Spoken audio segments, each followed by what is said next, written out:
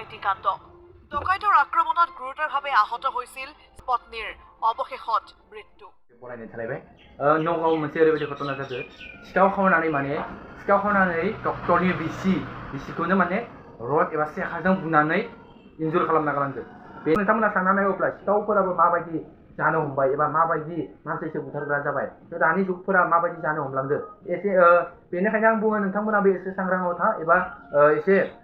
मोजाङै थाबा गाहाम होनना आं सानो नोंथांमोननि सेराव आं मोनसे क्लिप जागोन एसामिस रावाव नोंथांमोना नायलांबा निसय बुजिगोन नायलांजोबदोब्ला जय बर' हारि নগৰ মৰিকলমত 24 এপ্ৰিলত সংঘটিত হৈছিল এক চাঞ্চল্যকৰ ডকাইতি কাণ্ড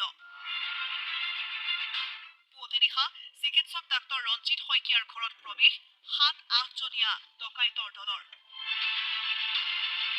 ডকাইতৰ দলটোৱে ডাক্তৰ শইকীয়া আৰু পত্নী ৰূপৰেখা ভূঞাক ৰডেৰে প্ৰহাৰ কৰি লুটি নিয়ে নগদ ধনসহ কেইবা লাখ টকাৰ সোণৰ অলংকাৰ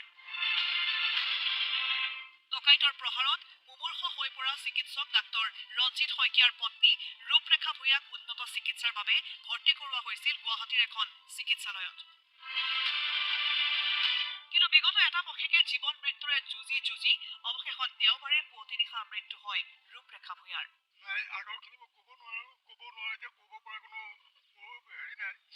3:37 তেওঁ এক্সপায়াৰ্ড হৈছে মোৰ তালে 3:23 মৰ্ণিঙত মোৰ তালে ফোন আহিছে 3:37 তেওঁ এক্সপায়াৰ্ড হৈছে এতিয়া জিএমচিলৈ লৈ যোৱাৰ পিছত বাকীখিনি মই পিছত ক'ম আৰু ক'ব পৰা অৱস্থাত নাই কাহিনী